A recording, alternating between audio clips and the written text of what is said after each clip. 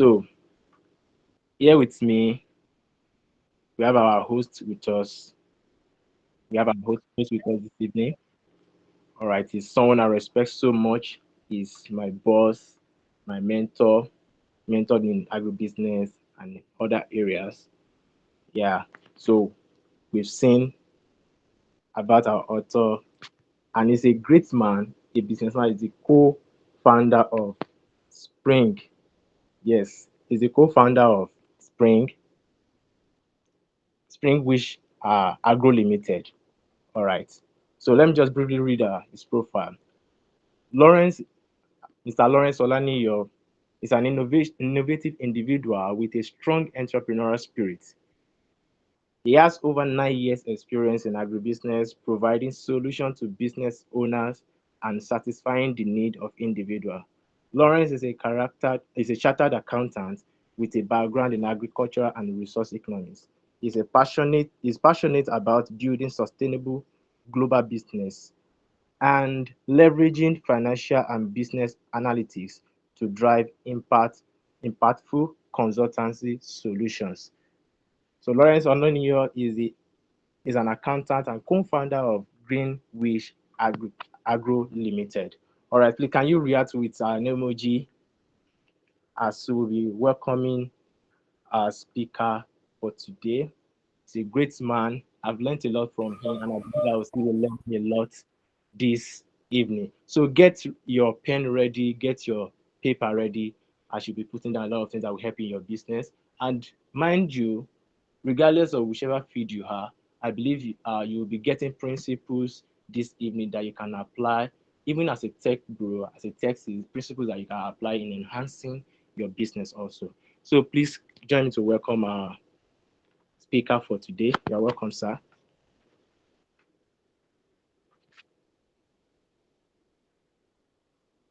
Right. Can you hear me? Yes, sir. All right. Good evening, sir. Um, Thanks for the warm welcome. I truly appreciate that, and I'm truly grateful for the opportunity to be here, to be added to this platform. I'm someone that over time I've always had the passion to share my experience over time, and when Benga reached out to me, I saw it as a privilege, and I knew that this is not something I'm willing to miss. So thank you once again for inviting me to be on this platform. And as they Yes, sir. have introduced me, well, there's nothing more I'm going to add to that, right? Because they've done justice to that. So I'm going to go straight uh, to share my screen.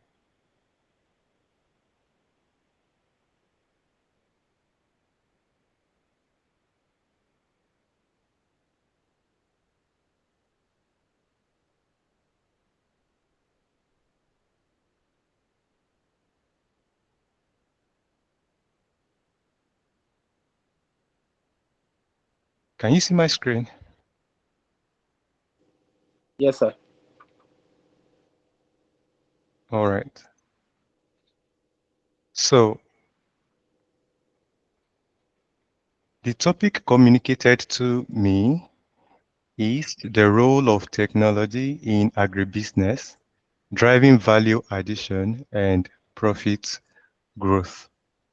So we are going to be doing justice to this today. And in addition to that, I would be sharing my experience with Spring.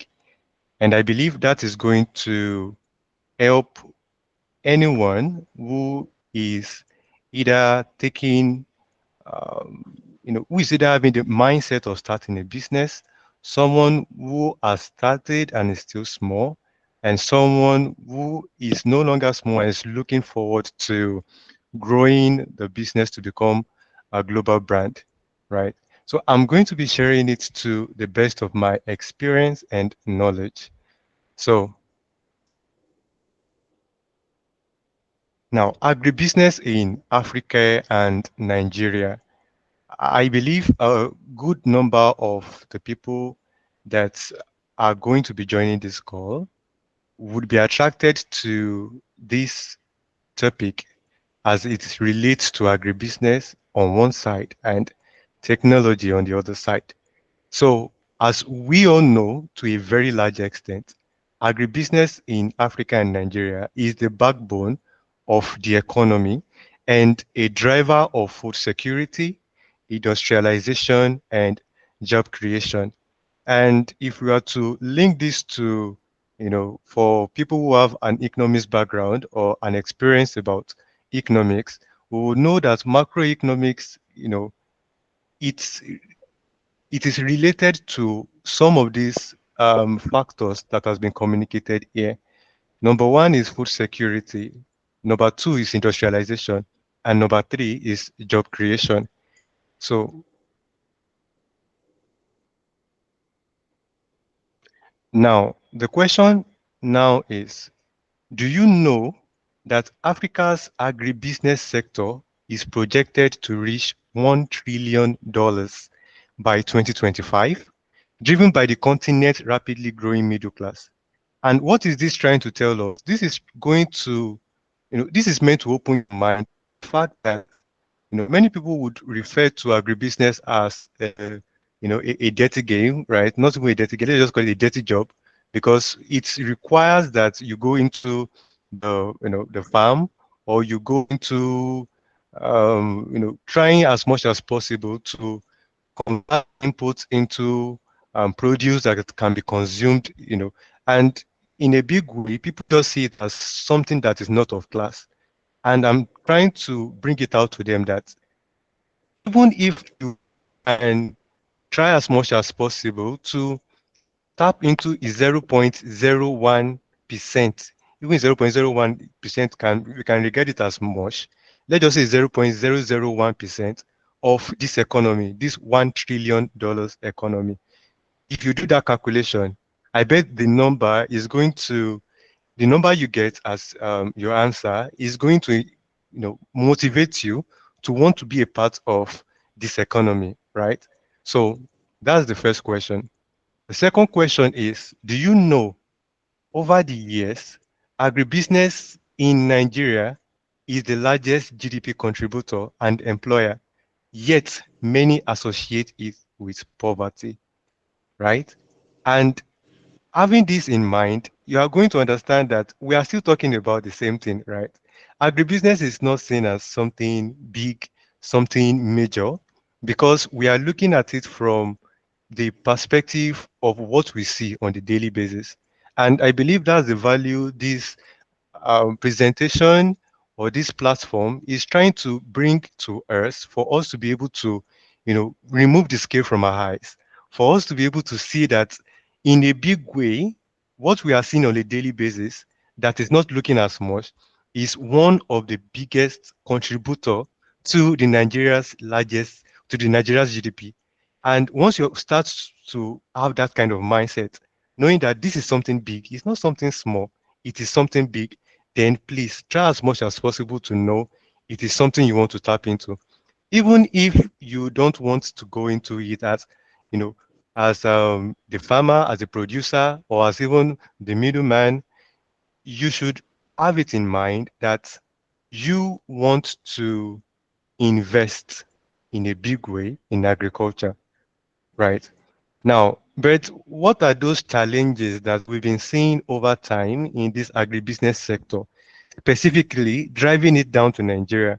Because many of us, right, we are in Nigeria, and it makes the best sense if we are able to simply just bring down this topic to Nigeria. And the first thing that we are going to be talking about, right, I'm going to be talking about it briefly. So I'm just hoping you are taking note of what is going to be mentioned. Now, the lack of access to finance. Although the Nigerian government has provided several facilities through the Central Bank of Nigeria, such as the Anchors Borrower Program, to help provide small-scale farmers and adequate financing, the farming industry still lacks adequate access to finance, And I can tell you categorically that personally, this was part of the problem we faced at Spring from the initial stage. Yet, we were able to overcome that barrier, right? But it is not basically by going out to, well, I guess over time, while we continue with the slide, you are going to understand how technology is able to overcome many of these challenges, right? The second thing is resource shortages. Now, over the past years, if we were to think about it well, Nigeria has dealt with very low yields per acre due to shortages in the supply of input, such as seedlings and fertilizers, as well as inadequate irrigation and harvesting systems. systems. And this, And this, in a in a big way, big way, hinders hinders productivity productivity and yield and rates. yield rates. The next The point, next violence point, violence conflict. conflict. Due to the Due to the desertification desertification and water and depletion, water depletion, and water and water depletion in depletion in the northern the part of northern part Nigeria, of Nigeria, nomadic nomadic herdsmen are herdsmen now are shifting now towards shifting the towards south the south of the country of the country in search in of grazing search of fields grazing fields and water for and their water animals. for the animals. Over these few years, we are able to see the result of that search by the nomadic herdsmen. It has resulted in violent conflict with crop farmers in the south. Personally, my dad is a farmer. You know, he owns a palm oil field. At the same time, on the side, he does maize farming, he does cassava farming. And I can tell you that over twice now, he has complained about all these herdsmen entering into his farm and the cows just eating up the maize on the farm and most of the times to the cassava. Now, when you look at this, this is a big shortage for him, right? And it's a big challenge for the agribusiness sector in Nigeria because there's going to be shortage of output at the end of the day. And when there's shortage, what happens? There's increase in the price of this commodity in the market.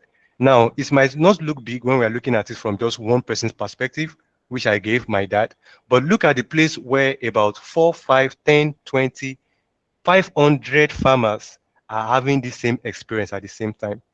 When you collate all of this, you are going to see the impact on the Nigeria economy, right? Now, the next is outdated systems of agriculture.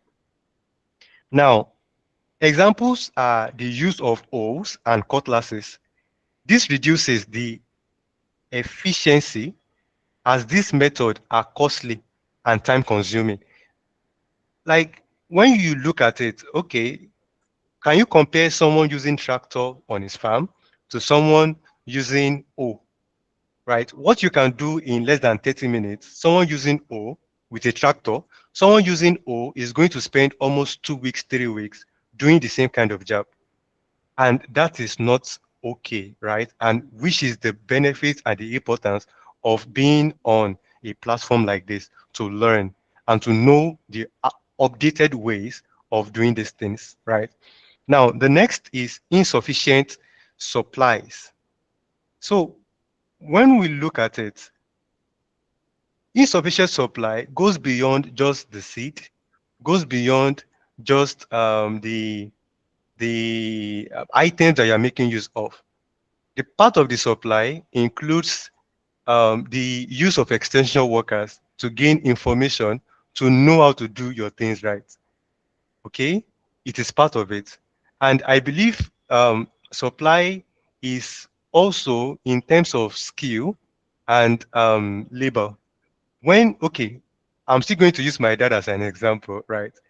In the last year or in the past year, he has complained over 4 times that there is shortage of laborers to work the palm oil fields. And even when he gets them to come down to the farm for like a month or 2 months, they end up going away to go and look for a greener pasture somewhere. So it is part of that supply that is not sufficient. And another part of it is the lack of skilled laborers, or let's just call them, the lack of, basically, let's just say part of this supply that we're talking about. I want us to look beyond just the seed and any other thing that we know goes into farming. Also, we should look at the laborers, we should look at the land that is used for farming. There is the place of the land use system being a problem in Nigeria, right? So that's part of it, part of the supply that is needed for agribusiness to thrive.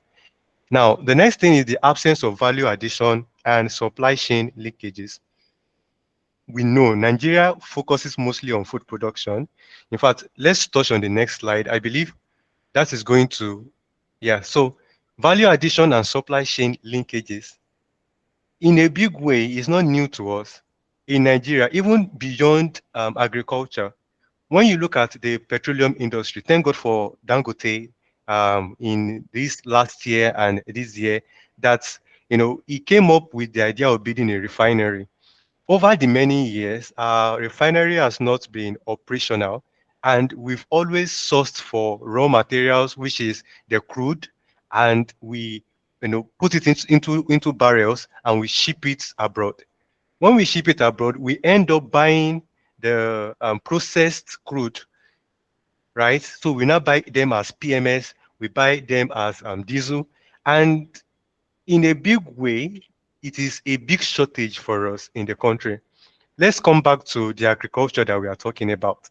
Now, when you look at it, many of the commodities, in fact, but we still need to be grateful for recent times and for the new entrepreneurs that are coming into the market. These people are trying as much as possible, to now see how value can be added to product. Thank God for the likes of John Vent, right? Before now, our cocoa, in fact, most of our cocoa is always shipped abroad. And though we can say it is being paid in dollars, right? And most of the cocoa farmers are usually glad and happy. But when you look at it, that you are selling a cocoa worth $3, you are selling it to them abroad, but you are buying the same cocoa that has been processed into chocolate, and you are buying it back at $10.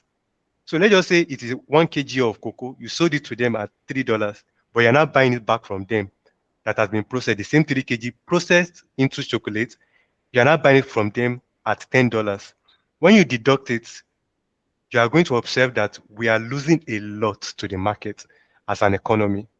So Nigeria focuses mostly on production while neglecting processing and manufacturing. So please, I would love if anyone can, unmute, and probably you can just signify. I don't know if I'll be able to see your end, but which generates more profit, mango versus mango juice? Can somebody please unmute and just give an answer? I know you might say it's an obvious answer, but not everybody knows it's an obvious answer. Mango juice. Okay. So please, could you help us, elaborate? Why do you think mango juice is going to generate more profits, Mr. Nelson? Okay, so the reason why mango juice will generate more profit is because it's no longer in the raw states and more like it's now preserved. If it had been mango in the normal sense, within matter of few days it will spoil and just go to waste. But mango juice, of course, it will still last for a long while and it has been processed well. So basically, it's going to generate more profits because of what has been put in it also. All right, all right. Thank you very much for that. That contribution was insightful. But I'm still going to negate that, right? So let's look at the next one. Is there somebody else that could help us out with the next slide? So which do you think is going to generate more profit between the cocoa bean and the chocolates? Can somebody please unmute and give us insight into this as well? Anyone? So let me see if I can. I'm going through the list of everyone here. Maybe I can call somebody. Um, so Mr. Folabade, please, if you don't mind, could you help us out here? which do you think is going to generate the most profits between the cocoa bean and the chocolate?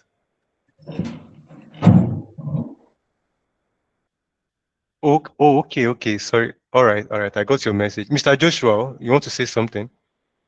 All right, I feel like cocoa pod we have more profitability than the cocoa than chocolate, because if you look at the cost incurred in getting the chocolate, it's almost having the same expenses like when you get your cocoa pod, right? Like getting selling it without being processed. Because the process of you getting a chocolate, you have to go through the equipment, go through other ingredients to make the chocolate aside the cocoa pod itself. So I feel cocoa pod will also have more profitability than chocolate. Looking at the cost incurred in getting or processing a chocolate. All right, all right. Thank you for that insight as well. I love the angle you came, you came through. And uh, if I'm not going to negate you, right? And I believe either ways, any one of us could be right. But when we look at it, okay, and how I wish I was, how I wish I thought further and I came up with an accounting accounting um, breakdown of what it takes to produce the cocoa bean, right? And sell it. And when it is processed, what's that an average cocoa bean of a certain kg is going to give us for chocolate, and we check the price of chocolate in the market, then we are going to see that the profit from the chocolate that has been processed is usually higher than the cocoa bean. And the same applies to the mango juice. So in a big way, I'm not going to say you are wrong, but I'm going to agree to disagree, right? So, but let's continue because we are all All here right, to sir. learn. Yeah, thank you All very right, much, sir. Mr. Joshua. Thank you. Yes, sir. So now all of this that we are talking about, we are mentioning value addition. And we are, for value addition to take place, there's the need or the addition of something. Something must come in between the raw product and the processed commodities. And what comes between these two things, it is technology, right? And when I say what is technology, I said technology is not only machines. In fact, I didn't, because I know many of us would have, even from secondaries, knowledge down to our college or university knowledge, we know what technology means in terms of definition. But we are trying to learn here on this platform, right? So I'm going to give us like a mindset shift away from what we know technology could, like our own definition of technology. So I said here that technology is not only machines, it is the knowledge of techniques, right? And most of the time, before machine comes to play, to ensure there's like a shift in terms of form of a raw product into the finished goods, there is need for that brain thought, like that's somebody that comes up with the idea that what if this commodity as it is can be transformed into a processed commodity. If you look at the 1700s, when the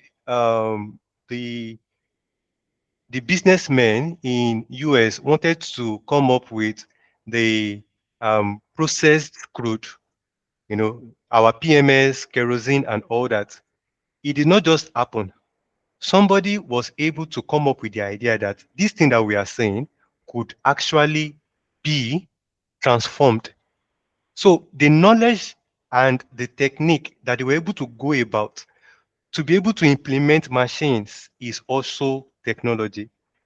Beyond that, the systems that you put in place. A typical example is when you have a commodity or a product and you are able to systemize and create a process through which this commodity can be created by anyone, it is also you implementing technology to make sure that whatever it is you are doing becomes seamless.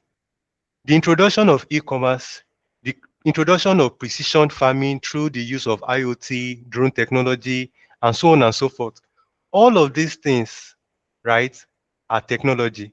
So the combination of machine, knowledge, techniques, systems, all of this combined is what forms the technology that you are able to apply into your business.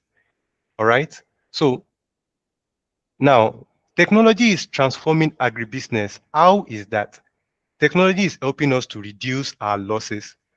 Looking at it, prior to the invention of solar technology, whenever we as farmers, we produce a commodity, let's say for example, tomato.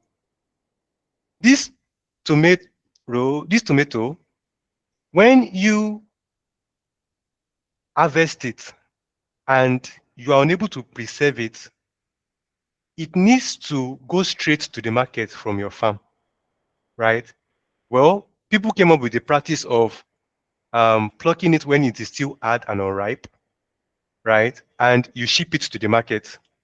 But most of the time, you still end up losing a substantial quantity of that commodity when you are shipping it. Thank God for the invention, which is a technology of improved seeds. We now have tomato that in 3 days, they can just be there and they are still looking fresh. Before now, it was never like that. They are now tomato that when you plug them, they are hard, like they are not soft and watery like the previous ones that we know about. These ones are usually hard, and when you just put them somewhere, they are able to last for a good number of days before you start to experience that they are going bad. Now, technology in terms of this improved seeds is one of those things that is helping us reduce loss. Technology in terms of energy, which I mentioned earlier, the solar energy or any kind of technology that has helped us to ensure that we have stable electricity. This also has helped us to reduce loss.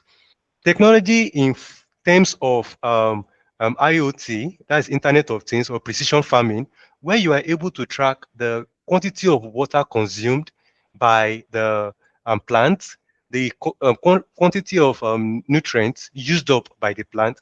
All of these, when tracked, helps us to reduce losses, right? The next thing is expanding mechanization. Technology is building on technology. The technology that we know 2 years ago and now is not the technology we are still going to be using 5 years from now, because over time technology is improving, and in a big way, when we are starting to experience this improved technology, mechanization is going to be expanding, right? Because what is previously expensive, there is somebody out there who is trying as much as possible to reduce the cost of this technology. The first time the SIM came to Nigeria, it was selling at about 25,000 back then, meaning it was only for the rich people. But now SIMs is being distributed for free to everyone. So this is a typical example. And even looking at it, for example, a phone that is previously sold for a large amount of money, due to the improvements, for example, let's say the Nokia button phone that was usually very costly back then, but because there is improvement in technology, all of those things become something that is now, in fact, we now overlook it as something that is not substantial anymore. That also happens in the agribusiness sector. Tractors over time is going to become cheaper, right? And people will be able to just take it and utilize it. So technology is expanding mechanization in agribusiness, then creating direct market linkages. Not to talk much about this, we all know what e-commerce means, and we all know what it is. Looking at Jumia, looking at Konga, looking at I'm trying to remember a Price Pally. Yes, it's Price Pally. Looking at all of these businesses, they are creating, or looking at all of these platforms, they are creating a direct market linkage to the customer. And even looking beyond the e-commerce, your WhatsApp, right? Your Facebook, you are using all of this technology to be able to link up to the market directly without the use of middlemen, right? So this makes commodities cheaper because there is no extra commission that is being added to the price of your commodity. Now, the role of technology in agribusiness, which is the topic we are discussing today, driving value addition and profit growth. Up to this moment, what we've been trying to um, wet the floor with is what technology really is. Like, I'm trying to build that interest into our mind about technology and about agribusiness, right? Now that we have that interest, let us now move forward because I believe many of us have that agribusiness interest. And you are trying to see how technology can help you to improve whatever it is that you are into, regardless of the plant or the livestock or the animal, right? So let's proceed. Now, what is value addition? So in short, a very simple term, value addition is enhancing a product or service to make it more attractive, useful, or profitable. Now, there's something I would love us to do because I believe we all know a lot of businesses, right?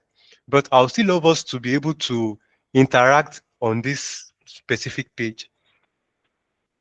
What are those products that you know that previously you know that these products are not usually found in the market, but right now you are starting to see them on your shelves? I know it might be, I believe it's not a difficult question, right? But I just need us to just give like examples. Oh, okay, you know that so product is usually like this, but now people are starting to package it and it is now like this in the market. Does anybody have like a very good example for us?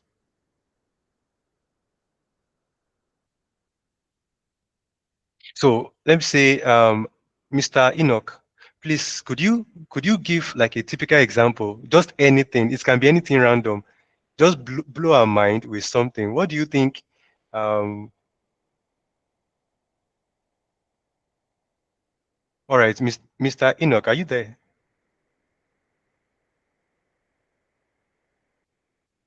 All right. So, Mr. Okay, Mr. Gbenga, please come in. All right, sir. Yeah, I believe in ancient, using ancient was very far. Previously, Gary used to be a normal, regular, poor man's commodity where you just go to market to get some. But nowadays, we'll be having branded Gary, sealed. Some are even sealed with sugar and granules, that are sold in supermarkets and even in the more sophisticated uh, show shops. So I think that should be an example. That is a fantastic idea, or a fantastic, see, even myself, I was surprised. I saw one. I went to a shop to buy something, and when I got there, I saw them package a cup. This their plastic cup, and they poured Gary inside. They sealed the top of the cup that has the Gary. Then I saw sugar. I saw granite. I saw milk. I saw sugar, and I'm like, come on, like these people are really taking these things too far, right? But it is part of value addition because when you look at it, that same Gary, in fact, all of those packages, if you buy it individually, when you sum it up, it might not be as costly as that their package one is going to be, which is a very fantastic idea. And what value addition is doing, it is it is trying to lessen the stress. When you look at it, the stress of saying you want to go and buy Gary, you want to buy granite, and you want to buy it in small quantity, right?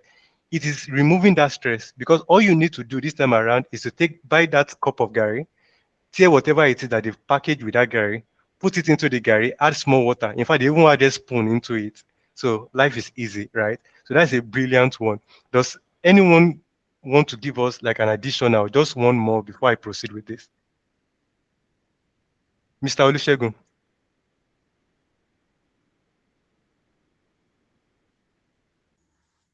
Yeah, sorry, Mr. Lawrence. Good evening, sir. I actually just stumbled in here and I really do not, understand what is going on yet.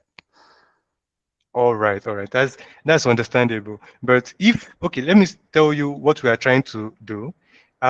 the we are talking about value addition, and we said that value addition is more of transforming. For example, now before you joined, I guess we talked about Okay. cocoa turning into chocolate. Then we Yeah. talked about mango being made into a mango juice. Yeah. So the raw product is mango, but everybody can now access mango juice. And when they are taking it in their mind, they know that they are taking something like mango. Mm-hmm. So that's what we are talking about. I'm now asking that, could you give like an example of something that you know in the market that before now is just like the raw product, but now you can go to the supermarket and you can find it on a shelf? Oh, okay, of course. Okay, I think I have a good example.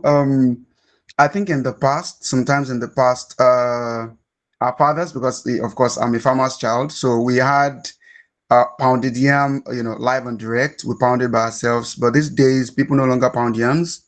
You just buy poundo. I actually really don't know what, if it is yam that they used to make that poundo yam. So I think that is, that is an example. At the time, I don't know if that goes though. Sincerely, you are on point. In fact, that's very fantastic. And interesting enough, I was still arguing earlier today with a lady, and she told me that she does not know how to pound yam, but if it's pound yam, she's very fantastic with it. So that is a very, very beautiful one that you've given us. Thank you very much for that, Mr. Olusegun. So moving forward, all right. So we have, Hello? okay, sorry, Mr. Joshua, you want to give us one? Yes, I don't know if can be added, but cassava itself can be used as to get ethanol and starch. So aside from just getting gari from cassava, from the cassava stem, you can also get ethanol and starch when fermented. So also added to the market value. I don't know if you can like that to it. It is fantastic. That is a very, very fantastic one as well. Like I really appreciate the contribution, right? It makes it interesting to continue doing this presentation. So yes, the transformation of, okay, Mr. Nelson, please come in. Yeah, so when everybody was talking about pounded yam, pounded, then I remember I saw one video of a lady, a woman. She's running fufu factory. So she was talking about her packaging her fufu in a way that the smell that we used to see in fufu is no longer there. It's just that you are eating fufu, you feel like it's fufu, but the that stench that is making you feel like yes, you're eating fufu is not really there. So and she had other products like tapioca being packaged in a way, other products like that. So since everybody mentioned it, that's why I'm feeling like let me just mention it also. In fact, thank you guys very much. Thank you guys. Like you guys have made, you have made this value addition thing easy because from the examples that we have given, the first was so I'm trying to recollect the first, but it was mentioned as well that the place of yam, that is the pounded yam. Now we have pounded yam, which is the natural product that we know, the yam that we know, that is usually put into and processed with a lot of effort. It's now made into flour or into powdery form that can easily be poured and stirred, and everything is soft, right? Then the place of starch being taken out of cassava. When you and ethanol too, when you look at all of this, you are adding value. In fact, don't worry, let's just continue with this. And I believe our mind is opening up to what this value addition thing really, really, really entails, right? So now, this value addition, it is going to help us do something, right? Because looking at value addition all by itself is just as though, okay, we said um, the cassava being processed into, okay, the first one was the gari that is now being packaged properly such that anybody can easily access it, right? When you look at all of these things, we are doing what we call profit growth. How is that possible? Now, profit growth happens when you are capable of getting more customers or you are able to increase customer value. So for example, let us use the example that has been given so far. We mentioned the place of just the usual Gary, right? Now, that usual Gary that has not been packaged with other products, it is going to sell at a higher price. It is going to be attractive to people because I want to buy Gary. I don't need to buy one cup of Gary that I cannot finish, right? This one is packaged to a measure that you can easily just enjoy and do away with. And again, most of the time, for example, let's use the bricklayers, for example. When a bricklayer is on site, right, and he just feel like, I feel like taking Gary, he goes out and buy the Gary. Then he needs to buy sugar. He needs to buy this one. He needs to buy this one. All of it, he needs to buy it differently. Sometimes he might end up going to two different shops to be able to get them. And after buying all of it, he's now left with a question: how am I going to drink it? Is he going to use his hand, right?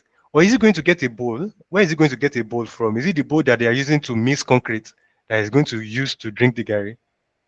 All of this, right, is more like a problem that this person who thought of the idea of packaging the Gary inside a cup and adding all of these ingredients inside, right, and even adding a spoon to it, this person has solved it, and it is value to this bricklayer that we're talking about.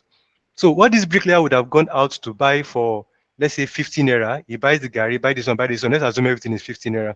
But this person is now selling is at 17 naira. When he looks at it as, okay, let me just buy this because I don't need to look for spoon. I don't need to use my hand to eat. I don't need to use a concrete bowl to drink my Gary. Everything is just there. And once he's done, he just squeeze everything and throw it into the dustbin. That's his value, right? And once you increase customer value in that term, they are willing to pay more. When they pay more, what happens? Profit increases, right? The other aspect is getting more customers. When you go to the market, still using the example of Gary, you see the market women, they just package like they use their big bowl and just put their Gary there like that, right? That Gary is difficult to be distributed if you look at it because it is just there. You have to package it or measure it with a cup. When the customer walks down to you, then you pour it into a sachet and give it to the customer. So only those people who come straight to your shop are able to buy. But in this instance, this person that has packaged it is able to supply it to supermarkets. This person is able to supply it to small scale businesses all around the town. So the distribution is there, right? And when this person supplies it, he gets the money instantly. Some of the times they might do credit terms and all that. We don't need to go to that, right? Leave that one for accounting. But most of the time, they're able to sell it for a higher price and they're able to distribute it to further areas and even to the deeper creeks of the whole community. So you are no longer limited to one spot and to only those customers that walk down to your shop to patronize you, right? That is the place of value addition. The place of transforming cassava into ethanol. Normally, your cassava, most of the time, is just sold, and when you just sell it, that's all. Somebody will come and take it, and the person will go away. Most of the time, you only end up with one customer or two customers that come to your farm to take your product. But when you engage in value addition, and make ethanol out of it, you make gari out of it, you make fufu out of it. Does fufu have English name? Anyways, fufu is fufu. You make fufu out of it and you just distribute all of these things, right? Your you are going to have more customers patronizing you, unlike when you only have one or two customers coming to your farm to upload or to offtake your product. Okay, so now talking about this, right? We are talking about value addition, and we are talking about profit growth. And all of this, we are linking it to the use of technology in agribusiness. And when this topic came to me, the first thing that came to mind is this book. I read this book 2 years ago, The Blue Ocean Strategy. And when I went through this book, it was the soft copy PDF that I read. I don't have the hard copy, but I know I am going to get the hard copy of this book because it is something that must be revisited, right? Now, this blue ocean strategy brought to life the value that comes with value addition, right? And how does, okay, now let's break it down. This book explained two things.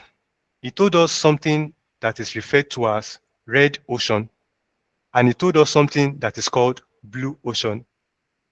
If anybody wants to swim and you go to a beach, then you see the color of the beach, it is red. Please, will you be willing to jump inside? Please, if you are willing, I'm going to be scared of you, but I believe none of us will be willing to jump into into a red ocean, right? But when you see a blue ocean, you are willing. In fact, nobody is going to force you to jump inside and have a good, bathe or a good swim, right? And the book is telling us that the red ocean is caused by, let's say, there is 100 sharks in a river, and those 100 sharks, they are fighting for the fishes in that river. So let's assume it is a confined river, right? Now, all of them are fighting to ensure that they are the one who enjoys the most fish in that ocean. Okay, let me use ocean. They are trying as much as possible to enjoy the most fish in that ocean. It is going to turn into war, right? They are going to be fighting with each other because this person, what is in that ocean is limited. This person is trying to enjoy it. Me too, I'm fighting for it. Then we are starting to clash. And when that happens, we start to fight. When we start to fight, people get to die, right? And when they get to die, let's just call it businesses. Now we are talking about businesses are the sharks that we are talking about. And the fishes in in the ocean are the people like yourself and myself. We are in that ocean and businesses are trying to win us over to be able to ensure that they are sustainable and they can gain the most profit. Now, because of this competition between these businesses, what happens? They are going to be trying to entice you. Okay, this person is selling his gari at 100 naira per cup, right? Now, what if I sell it at 90 naira? Because of that 10 naira, Mr. Nelson will prefer to patronize me, right? At least, even if you don't patronize me, anyways. So Mr. Nelson is going to patronize me because of that 10 naira shortage. So he does it and he was successful. Mr. Nelson started patronizing him. Then the other person was like, come on, this guy, say now so you won't play Amber. He too said, oh yeah, oh, my price is now 18 naira. Then everybody's like, wow, 18 naira. Decided to rush him as well. Then the other party too is like, how far? Why now? So you want to be competing with me? So the battle of price starts to come in, right? Then before you know, they are now working with no profit. So let's assume they are buying the cassava and everything and the processing and everything. They are buying it at 15 naira. Now they are now selling at 55 naira because they want to entice the customers to patronize them. Now, what has happened there? You are seeing that these businesses are starting to bleed. And in a matter of time, these businesses are definitely going to go out of business because aside selling to the customers and gaining just 5 naira, they still need to pay rent. They need to pay their staff. That is, if they have one, they need to ensure that they have light over inside their office. They need to, they need money for transportation on a daily basis to their business. They need to be able to do one or two kind of marketing in one way or the other. They need to be able to pay tax. So when they are unable to meet up with all of these obligations, what happens? They are, in fact, they just close shop. We call it liquidating or calling for bankruptcy, right? That's what happens. Now, we don't want that for any of us with the business persons. And what do we want? We want to be in a blue ocean strategy. We want to be in a blue ocean, and that's what the blue ocean strategy is for. The blue ocean strategy takes the place of you adding value and differentiating yourself from your customers or from your other businesses, I mean. How do you do that? The place of you competing with other farmers to sell cocoa, why don't you find a way to add value to that cocoa and start producing chocolate? Look at the likes of John Alamu of John Vent. How is he able to do what he is doing? He differentiated himself. Not many people in Nigeria is producing chocolate out of cocoa, but he decided to take that step. And when he did, he became just one of the few people in the market doing that kind of, being in that kind of business. Though there are certain other businesses doing what he's doing, but the market is not saturated enough for them to be battling over each other. And the market even goes beyond Nigeria. They are able to supply to other places in the world, right? Now, these people, due to the fact that they are not fighting each other, you are seeing that because of that value that they added, they are able to gain more profits and they are able to ensure that they continue to survive over a long period of time. So let's proceed and let's look at what this blue ocean strategy table entails. Now, I think I've discussed all of this, right? But let's just go through it together. The red ocean strategy compete in existing marketplace. I believe we all understand that from the kind of examples that I gave earlier. And the blue ocean strategy creates uncontested market space. Well, I'm going to use at the end of, I just wish we all can stay so that just two more slides. I'm going to be introducing Spring, which is the business I co-founded.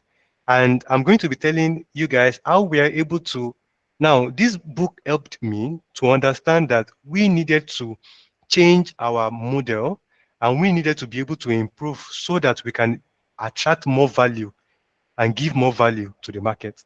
So all of these, we are able to implement them and we are still in the process of implementing many others. So this is meant to be a game changer for anybody who is here. So please pay attention and keep following me. So the red ocean strategy beats the competition, meaning you are trying as much as possible. Like I said, you are beating down the price. Oh, let me say at 90 naira. Let me say at 85 naira, right? And when that happens, the other person too is already looking at you. Oh, so therefore, me too, I'm going to beat down the price. So they are competing on price. While the blue ocean strategy make the competition irrelevant. Sorry, irrelevant. All right. So blue ocean strategy make the competition irrelevant. In what sense? You are no longer competing, right? Before you're competing with other farmers to supply, you're looking for the same off-takers to come to your farm. So because the off-taker has taken from your colleague, he will tell you that please wait till 2 weeks time before he can come and take your product. So you are left, you are left in your farm with your product and you don't even know where to sell to. And it is even worse if it is chicken that you are doing, broiler or egg, right? Because when a broiler gets to six weeks, it is reasonable for you to offload them or just look for someone that will come and take them, or you sell them one way or the other. Because these people, or let me call them these birds, they don't stop eating. In fact, anyways, don't let me lament because I've been there, right? And we know what happened, but we thank God for life. So, but instead of you competing and waiting for somebody to come and take your product, when you use the blue ocean strategy of value addition and creating your own niche in the market, you make competition irrelevant and you are able to easily get new markets that are going to be focused on you. The next part is under the red ocean strategy, exploit existing demand. That's the place of price cutting and trying to ensure that the demand from Mr. Nelson or Mr. Joshua is coming to you, right? But the blue ocean strategy create and capture new demand. I think I've touched that in the previous point. The next point is make the value cost trade-off, right? This is more of talking about you are attaching what you are selling to price, or you are attaching the value that you are giving to price. I touched that already. The value that you are giving to the customer is price. you are trying to reduce your price so that so that the customer can look at you and feel attracted to come and patronize you. But in the blue ocean strategy, you break the value cost trade-off, meaning they are no longer looking at your product as um, is it something that is maybe your own price is 10 naira. They're not trying to compare your price with the price of your neighbor. They're no longer looking at that because you have differentiated yourself. You have created a new niche. Just for example, now a typical example is the iPhone, right? When you look at the iPhone, anybody that has it in mind that wants to go and buy iPhone, the person goes online and is now looking at the comparison between iPhone X and iPhone 13, or maybe let me buy iPhone 17 and iPhone 16. The person is not looking at, okay, I want to buy iPhone. Let me be comparing it with the spec of Oraimo, or let me be comparing with the spec of Xiaomi. Nobody is doing that, right? When you have your mind that you want to go and buy phone and your mind is on iPhone, you're not comparing iPhone. Okay, let's assume Apple laptop. You're not comparing Apple laptop with HP. Most of the time, you go to the Apple site and you're looking at the comparison between the latest Apple and the previous version that they released for you to know which one to buy.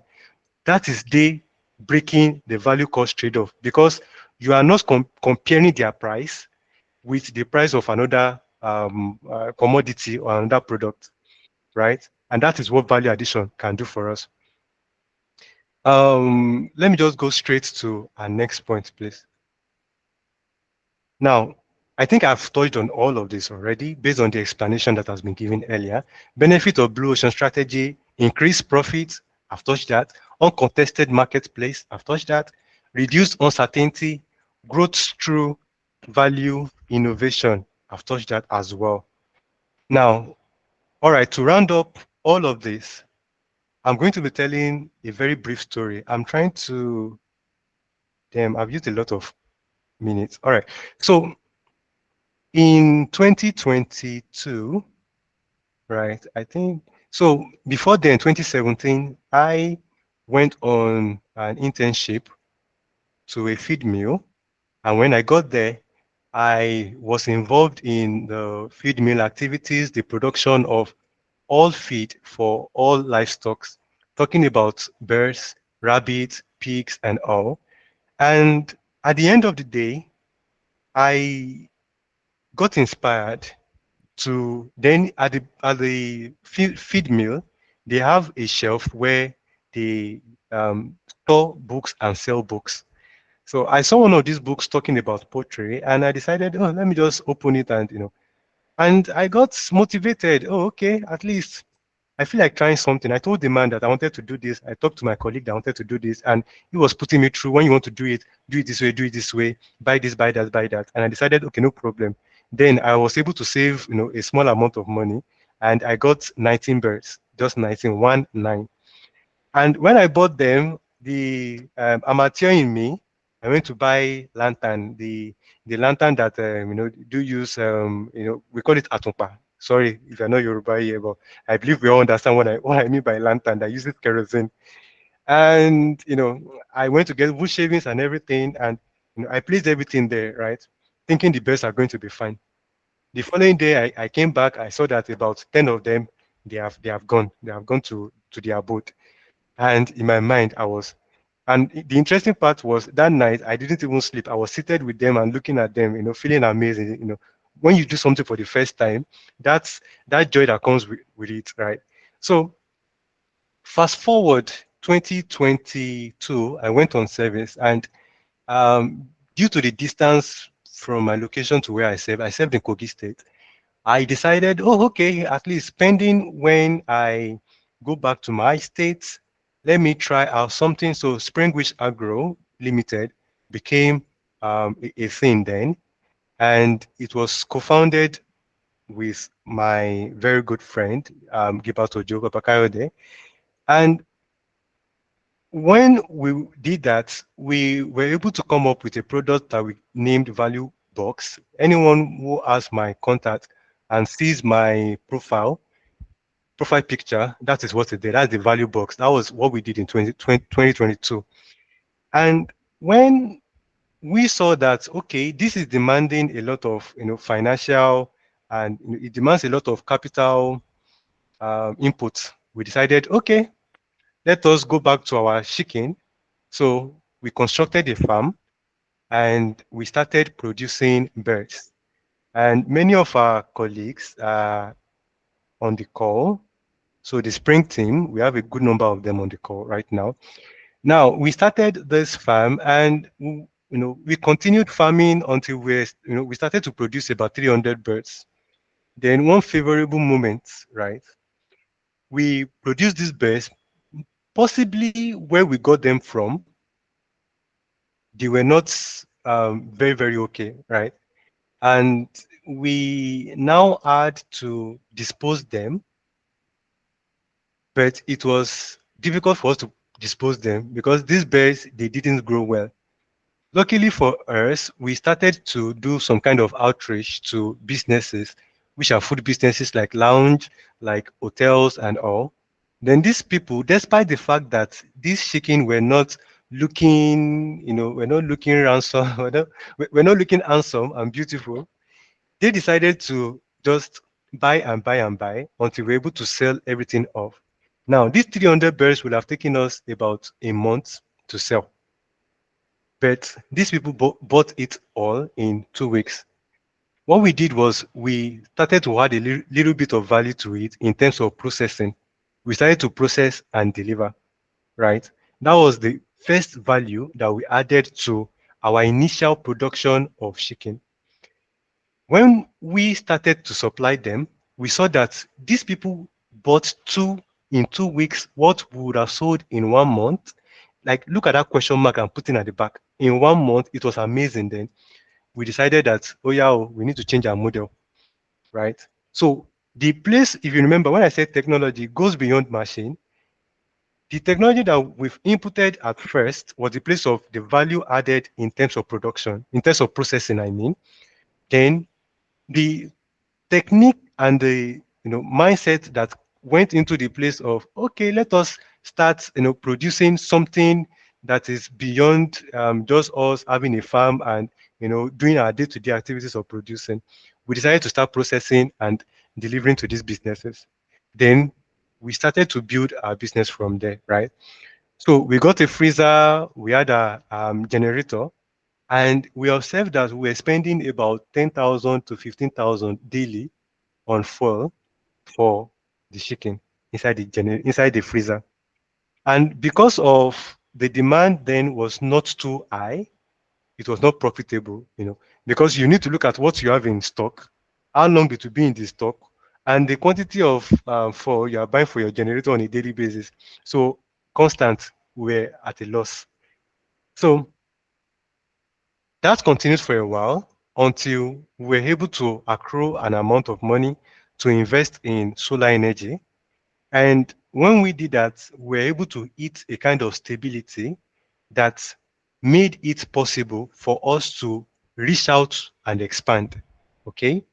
Now, we reached out to many businesses and we're able to supply a good number of business because of the stability that we gained due to the technology that we introduced, the solar energy.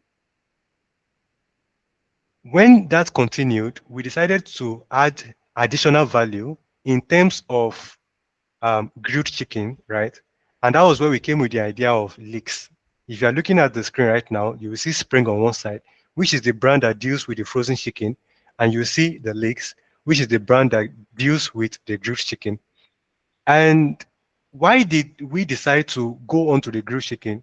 We saw that the profit margin on the frozen chicken was so low that we will need to be able to sell as high as 1,000 kg for us to be able to be comfortable in ensuring that our light is on in terms of our business.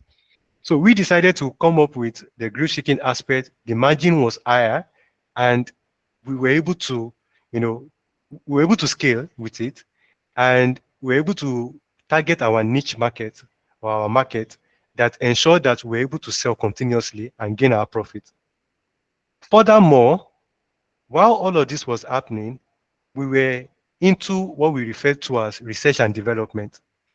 This research is we focusing on still this chicken product and looking at how can we add further value to what we are selling. we don't want to be competing with other frozen food vendors anymore. Because most of the time when you supply to a business, the business can end up telling that I'm not buying from you, I want to go and buy from somebody. So they are looking at, okay, in the market, I'm buying at 4,000, so. I'm buying at 5,000, so. You are coming to me, you're telling me you're selling at 6,000. Why should I patronize you? So they are trying to force you to sell at a lesser price, right? And we on our own side, we don't want to continue the battle with other frozen food vendors. What did we do? We decided that, okay, the grilled chicken should come in. The grilled chicken, the people we are targeting, in fact, in a big way, we are the only persons in Akure doing what we are doing in terms of grilled chicken supply because of the kind of market that we are supplying and we are supporting and we are collaborating with. Now we decided to start doing other products and we came up with the idea of, okay, what about the shredded chicken? So we got a machine that helped us to be able to come up with the shredded chicken. We came up with skin crunches. We came up with a product called Shikishi. All of these are not yet in the market. Shikishi is like chicken kilishi. So don't mind our name. It might sound funny, but it is a very beautiful product. It is very tasty. And anyway, don't worry. Once it comes out, I believe many of us will be aware about it and it will become a nationwide product very soon. So we came up with the shikishi. We came up with sausage, chicken. Is that what we call it? Well, and many of these other products that are in our pipeline, which are yet to be in the market, right? So all of this is we trying as much as possible to ensure that we are not limited in our profit making. We are ensuring that we are increasing the margin that our business is able to make, and at the same time, ensure that we are not scared for the future. And that is what the Blue Ocean strategy helps us to achieve.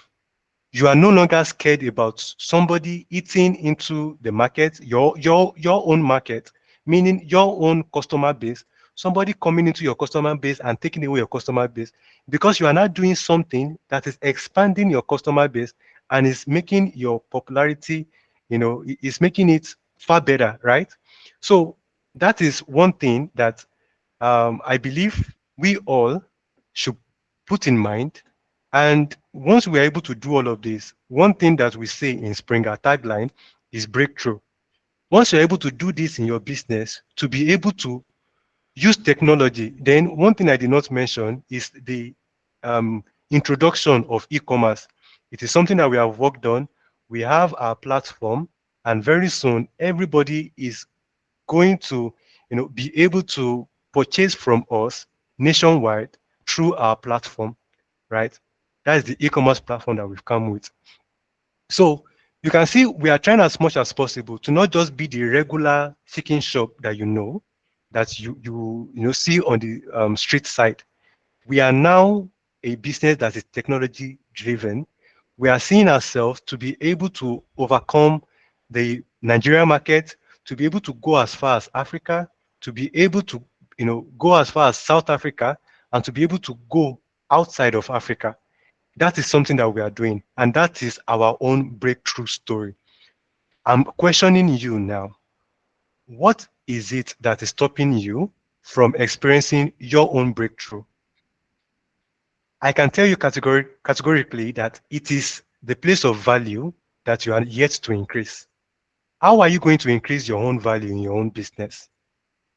Looking at the story that I told right now, from just the 16 or 19 sheiks that we started with, going as high as 300, and seeing that that model wasn't working, we were willing to change everything and look for better models that is going to ensure that we are growing a sustainable business. I'm throwing it back at you because you seeing your business breakthrough is part of the greatest joy that I can experience, right? Knowing that this presentation, as short as it is, though I know it is long, it is going to impact what you as a businessman, as an entrepreneur, as a manager, is going to implement in your own business and is going to ensure that your own business sees the daylight 10 years from now, right? Please ensure that that breakthrough is what you are looking for. Ensure, okay? So That's where my presentation is going to stop. And I'm going to say thank you very much for staying with me, for enjoying the little value I've been able to add. And thank you very much. So, Mr. Benga, All right, sir. Thank you very much, sir. Please, can we appreciate our guest speaker tonight? Please, can we appreciate him, Mr. Lawrence? Thank you very much for the knowledge. Thank you for the value added to us this evening. Yes, please, you can give it up for him. Give it up for him, please. Celebrate him. All right, I believe we've all learned one, not even one thing or the other. We've learned a lot tonight. Yes, we've learned a lot tonight. All right. So, shortly before we round up, we want to give a chance for question, chance of question. This won't be complete if we are some of us are leaving this place with some unanswered question. I know most of us are listening from different angles. Some of us are into different kind of business. Even in the agribusiness sector, some of us are in different chains of value. So some of us are producers, some of us are retailers and all. So I will open the floor for all now. If you have question, please you can raise your hand. You can raise your hand, then ask your question so that our guest can do justice to it before he leaves. So we can go ahead and raise our hand if you have any question, please. Mr. Samuel. Okay, good Okay, good. evening. Can you hear me? Yes, sir. All right. Thank you so Right. much, Thank you so much, Mr. Lawrence, for the Lawrence, for the presentation. presentation. I really learned a I lot really learned a lot from the from the presentation. presentation. So I So wanted to I ask, wanted to I ask, want to ask a I want to question ask a question on on genetic genetic modeling. modeling. You mentioned You something mentioned about something seed about the other time the that other I time didn't listen that I to didn't very well. teach you very well. So Sorry, you my guys are question, echoing. you said?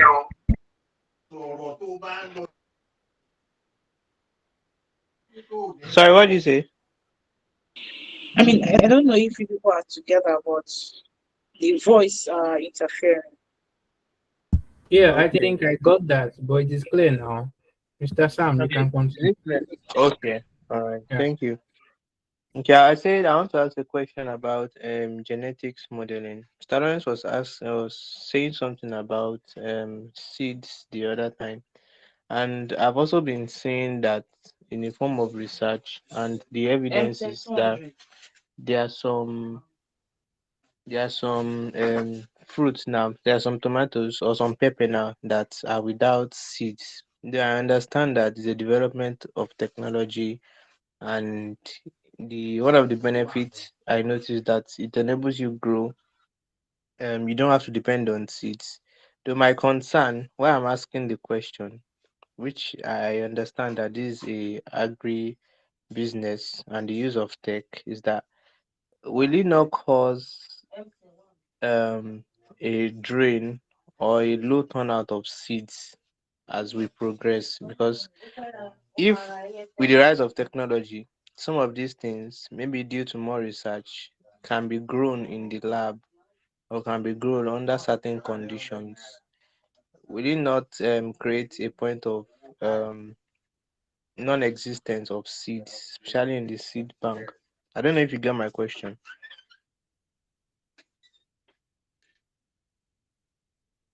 all right. So Hello. if I get your Okay. question right, you are talking Yes. about the improved genetics of recent seeds that has been helpful in the agribusiness so far so good. And could you could you like pinpoint exactly, because I'm trying to get what the question is about, because you mentioned that would it not reduce the quantity of seeds in the market? Like, is that exactly what you're saying,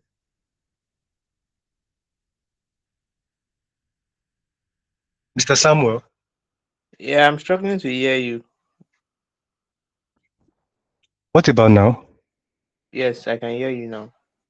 All right. So I'm saying that could you like what I get the genetic modeling that you're talking about, But the question Okay. is, could you help me know, like, what is it that you are asking about? Because I remember that you said that, is it not going to reduce the quantity of seed in the markets? Yes, it's not going to like affect the production of these things because of the rise of technology. Because not everyone will have access to seed when this becomes more. That's just my question. Okay.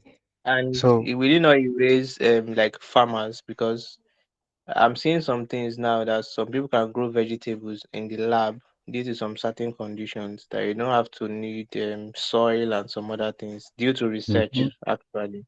Yeah, so the and not everybody is able to um use this technology yet as we speak, but we not like I'm just asking on a general scale concerning farmers now, especially you and I that still deal with the soil and we do something Mhm. on the soil. Yeah.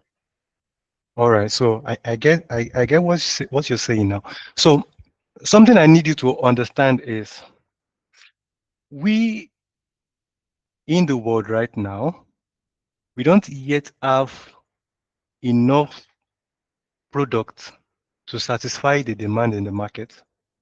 So though, yes, there's technology improving the, how we can get to produce and, release all of this product into the market. At the same time, there's still shortage of this product, and there is the difficulty of getting this product into the right channel to get it into the hands of our consumers. So why am I saying that? The competition in the agri space in a big way at the local level could seem high, but in the global level, it is still not sufficient, right? Looking at 2 years from now, 3 years from now, there's a lot of prediction that there's going to be shortage of one product or the other product or this or that, right? And everybody's in the battle of wanting to ensure, even governments nationwide, they are in the battle of trying to ensure that there is no, shortage of certain commodities. So that is where technology is coming in, right?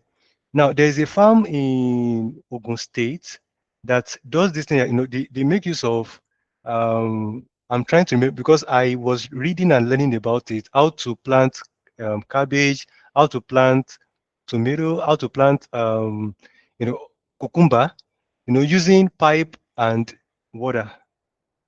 That's all you need. So the water is flowing and the plant is growing because the water contains the nutrients. Now, the science has told us that the soil is only there to be able to, give strength to the root of your plant so that they don't fall and die. They are not the major supplier of the resources to your plant. So if plants can access nutrients through water, then the use of land does not does not is not really required, right?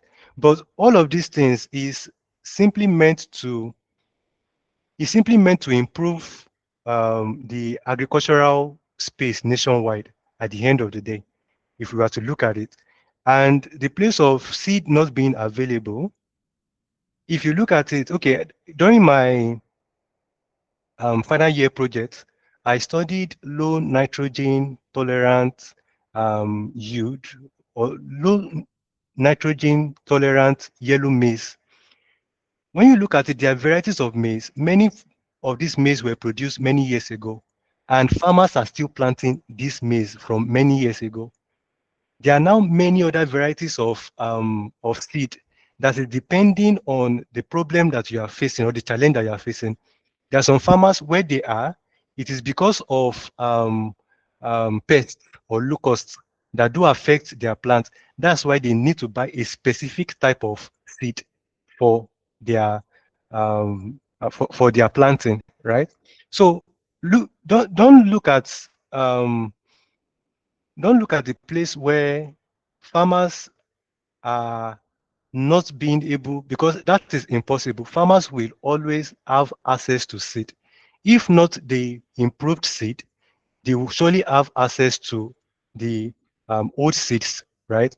But the only problem is the old seed will not make them able to compete on a global level with the people that have the seeds that have been genetically improved. I don't know if you get that. So at the end of the day, there's a balance to all of these things, right? But the goal is for all of us to work together to be able to ensure that the world meets the need for sourcing food products. One person cannot do it. One farmer cannot do it. One farmer cannot do it with a whole seed can that is reducing the yield of what it can get. All of us need to come together, need to be able to put our skill and technology together to be able to ensure that we are able to achieve the food security goal that we want to achieve nationwide. Okay, did I answer your question, Mr. Sam? Yes, yes. Thank you very much. All right, thank you.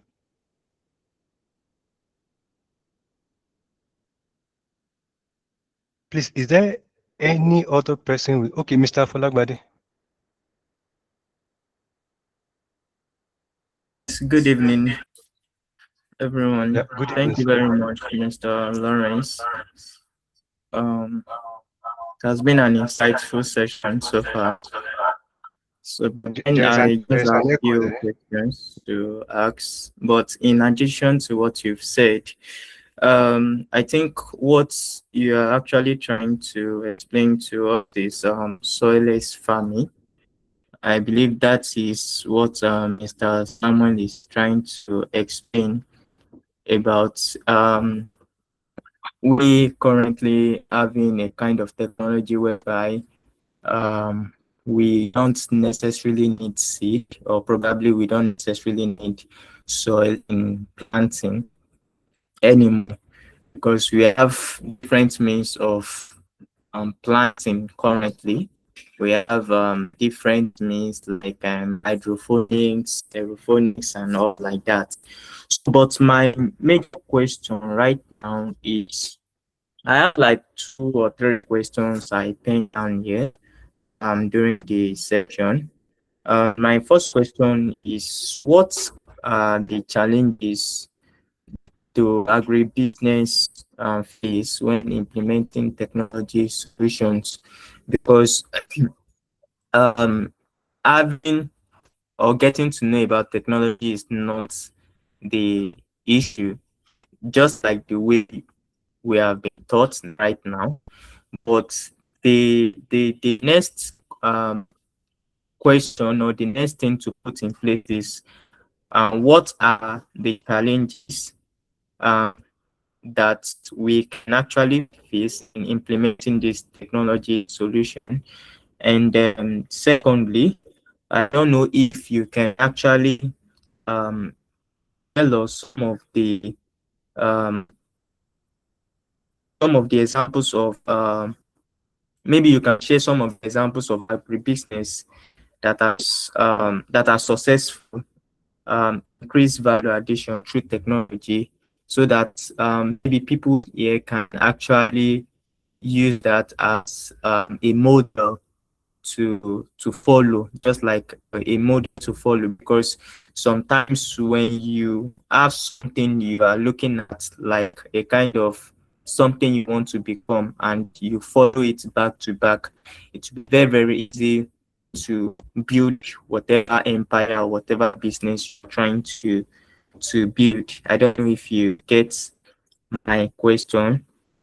And I also want to ask that uh, what are the emerging technologies that you believe will have the greatest impact on agribusiness in the next 5 to 10 years? Like, what are the emerging technologies, like technologies that agribusiness are currently using, that um, we can actually uh, adopt? Exactly, we can actually adopt right now as a business owner, basically into agribusiness. I don't know if you get my question. Yeah, I did get your question, and the wonderful question, right? So, just to touch on it briefly, because I'm looking at time and I'm just hoping. So, all right, now the challenges in implementing, right? I could have said, oh, let me go through, textbook definitions and all, right? But I'm not going to do that. I'm going to give the first-hand example. Now, the number one example for you to be able to implement technology, your business, right? The first challenge is what I'm trying to talk about now. Your business has to be on a certain level in terms of processes. Is okay. I'm trying to, when you add technology to something that is not organized, what you are going to get is chaos. Sorry, could you hear me earlier? I'm just remembering. All right. So when you add technology, Yes, we can hear you. But we will appreciate if you could be more louder. It all was right, all louder right. when you asked the question. Okay. So just to go over it, I said I'm going to come back to first-hand experience instead of textbook knowledge of what I understand as the challenges in implementing technology. Now, the first problem is when you put technology to something that does not have order, what you get is chaos. Because technology is meant to expand what it meets. How is that? So when you, for example, when you have, I'm coming, I'm trying to think of one specific example that I can give that is, I don't want to come back to myself. So let's assume you run a business, right? And you decided there's something we call enterprise resource management, ERM or ERP. Now, this is something like a like Zobook or like a CRM software. Now, all of this is meant to help you organize your business. But when you don't have a proper structure in place currently in your business, and you're not trying to implement it, the technology or the ERP or the CRM is going to scatter what you already have on ground, right? It's going to, in fact, it's going to make it even more difficult for you to become organized. So the best thing for you to do is first, before the implementation of technology, first find your own balance in the business. Ensure that whatever it is you are doing, you are building with a mindset of like a growth mindset, meaning you are seeing your business, and putting structure into it, ensuring that there is proper structure in place, that when technology comes into your business, then it is easy for it to, assist your business in growing. The second challenge in implementing could be cost of this technology. When you are trying to do something, probably bring a technology that's going to help you add value, it usually come at a cost, the cost of purchasing this equipment that would, help you to, improve or gain value. And this happens most of the time to businesses that don't have access to enough finance or enough capital. And when you don't have access to enough capital, you are usually discouraged. And seeking funding can be something that is difficult. But that is the second thing that I can say is a challenge to implementing technology, the cost of it, right? And how to overcome it is there's something we call minimum viable products. That is doing something in a small scale first before growing it, right? The small scale that you are doing is still going to be adding value, and that value is going to ensure that you are gaining more profit, right? Now, this profit at the end of the day could accrue to something that you can use to implement something bigger. That's the second challenge that I can think of. The third challenge is now a technology that is, for example, now, I as a co-founder, I could easily just make a decision that a technology should be implemented. But when the idea is coming from somebody within the organization who is not in the position to influence decision. And the person is just giving the idea, oh, okay, I think there's a technology that is being implemented in this business. And if we can bring it to our own business, it is going to improve what we are doing. But because, for example, let's say the CEO of the company is, is strong-hearted, and he feels like the approach of that person is not good enough, he decides not to support the idea, right? That's another challenge. Another challenge is the place of people that are not people that don't follow trends. Let me just put it that way. You are meant to follow trend, but following trend in a reasonable manner, right? But there are some people that prefer the old ways of doing things. So the maize that I do plant in 2010, whenever I plant it, it doesn't give me problem. So why should I try a new maize, that's a new seed of maize that you're bringing to me? So they decide that they want to stick to the old ways of doing things. Those are the few challenges that comes with implementing. And the last one I would mention is information, right? And that's the value of extension workers. I've had the privilege of working with 2, 3 extension workers, and I see the kind of value that they bring in terms of relaying information, right? So those are the few things I can say are the challenges, right? Now, example of agribusiness successful through value addition. I can't remember her name. I think it's Real Fruit.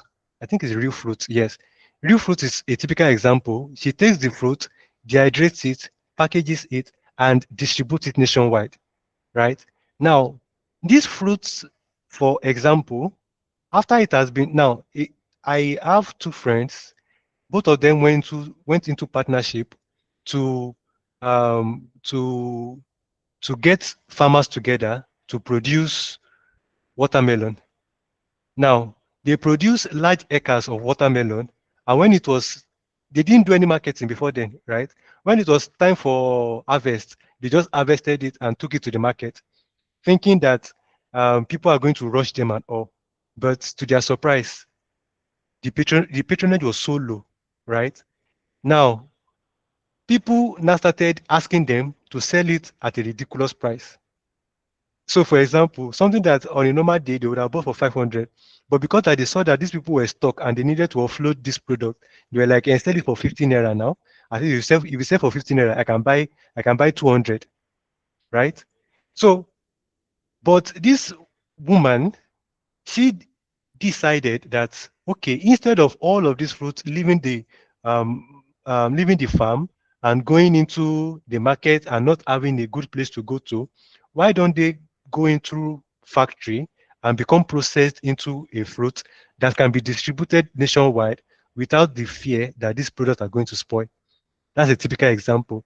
The next example I'm going to give is what I've mentioned earlier, the likes of John Alamo, right? The founder of John Vent. So if you look at the story, I guess last month I was on this, I think the platform, I can't remember the name. I think it's the platform. That's the name of the conference where the founder of Money Point 2 was there and mentioned the place of Nigerians not being skilled. So John Alamu was there and he told his story. And you see his story moving away from just being a producer to adding value to what people want, right? So instead of just producing cocoa and off-taking cocoa, he decided to start adding value and turning it into chocolate, turning it into anything that you can think of, into cocoa pops, conflicts, turning it into all of these things. This is another example of value. So search Real Fruit online, search the John Vent online. Let me look for another example I can give. So there's a woman that is in Osun State. Now, this woman has a large farm of cassava. Instead of just looking for people that are going to come and offload the cassava, she decided to start factories, right? He said, you see, I said factories. So meaning she was making many other products out of cassava. So the place of cassava flakes, and she's making it and exporting it as well. So you are adding value to it and you are getting more money from it by exporting. So these are like a few things that I want us to. I can't remember the name of the woman in Osun State. I would have preferred that I just give it out and you all do your research about these three companies. There are still many more of them like that in the market. So those are like examples I can give as at this moment, just to keep to time. Then emerging technologies. This is beautiful, right? The first one I will mention, which is something I know that many of us would have practiced, but probably you don't know it can be applied into agriculture, is the place of data analytics, right? Now, the use of data to be able to aid your decision making as a farmer. Now, if you remembered earlier, I said when you don't have a system in your business and you're not looking at how to now carry data analytics and put it into your business, I'm telling you, it is going to be frustrating, right? Because you are not going to be getting what you want from it. But when you first and foremost sit down, structure your business, and now try to implement data analytics into your business, you are going to know what you want and know the kind of record you are going to keep, right? From the data you're collecting from your business, you can be able to make decisions. In spring, we have a lot of data that we keep, and this data it helps to inform our decision in terms of which customer is buying the most, how much are we selling in a month, why did we sell the lowest this month, um, which kind of customer, like what category of customer should we be reaching out to the most, which kind of customers give us repetitive businesses or repetitive patronage. So all of these things is what data can do for your business, right? And even beyond that, data can do beyond that. So it is good that try as much as possible, pen it down, make your research. How can data beyond agribusiness to your own personal business, whatever it is you are selling, look at it. How can data help your business improve? That is one. The second one I'm going to mention, I mentioned it earlier, which is ERP. ERP is a software that is meant to centralize all of your business processes, right? Now, instead of you having a knowledge of what is happening in, okay, for example, now, a customer reaches out to me, says she wants to buy so quantity of product. Now, I will need to carry my phone and call, hello, operation manager, how are you doing?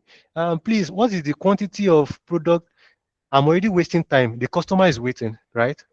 Imagine the case where I can easily just go online and have a dashboard that shows me what is the inventory level as at this point in time. Because as they are selling, sorry, as they are selling, the inventory level or the inventory balance is reducing. So in real time, I know what we have in stock. So I can easily tell the customer, oh, okay, you want to buy this, we have so quantity and we can supply you, right? Another thing is, let's assume finance. The dashboard is showing me the financial balance. That is helping to make decision, right? I can easily just call supplier and I'll be like, oh, I want to buy 500 kg of your product because I know what we have in balance. So, and if you look at it, if I want to buy, for example, I'm the finance person or the accountant for the business. I want to make a purchase. I don't know what we have in balance, the inventory level, but I know the financial balance of our business. So it only makes sense that I contact, the inventory easily through the use of ERP, the software on my laptop. I can see that, oh, what is left is 10 kg. So let me buy 190 kg to bring it back to our minimum or our maximum stock, right? So I can easily contact the supplier. Hello, I need 190 kg. And I can see the financial balance, knowing that I can pay for it. So the CRM combines all the business processes from processing to production to finance to marketing to customer relationship and so on and so forth. Another thing is Internet of Things. Another Internet of Things is, it helps you track in real time the performance of what is happening on your farm, right? So it is being implemented, but it is not yet rampant in Nigeria. A typical example of where I know it can be is this Soilless Farm Lab, this Soilless Farm, the one I mentioned is in Ogun State, because they have a contained arena where they make their production, and these people can easily, like I said, they already have the system, right? So this IoT can be implemented, and once it is implemented, they are able to track the progress, or they're able to track in real time what is happening to their plants and any other thing that is going on the farm.